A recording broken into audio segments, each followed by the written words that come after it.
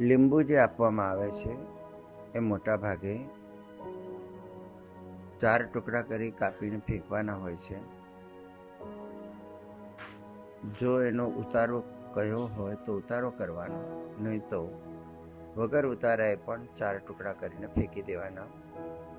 જો ટાંચણીવાળા હોય તો જેના માટે આપ્યું હોય એણે ટાંચણી નહીં કાઢવાની, બીજા કાઢી શકે. બીજા કોઈએ ટાંચણી કાઢવાની અને એના 4 ટુકડા કરે. 4 ટુકડામાં છેક નીચેથી ટુકડો થાય કે ન થાય તો બી ચાલે. ઉપરથી 4 ટુકડા કરી દેવાના. એક કેરી બેગની અંદર, સાદી પ્લાસ્ટિક બેગમાં આ ટુકડા બી નાખી દેવાના, પેલી પિન બી નાખી દેવાની અને તરત જ ઘરની બહારના ડસ્ટબિનમાં નાખી દેવાનું. ઘરમાં રાખવાનું નહીં. ઘરમાં જો એનો રસ ઢોળાયો હોય, જમીન પર પડ્યો હોય તો એ બી તરત લૂછી નાખવું જોઈએ.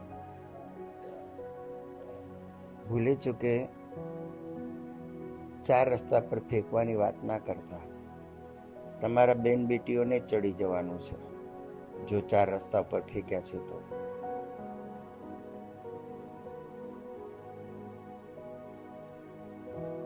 જે લીંબુ શરબત કરીને પીવાના માટે આપ્યા હોય એનો રસ તમારી અંદર જેમ જેમ પરિણમતો જાય, પચતો જાય, તેમ તેમ તમારામાં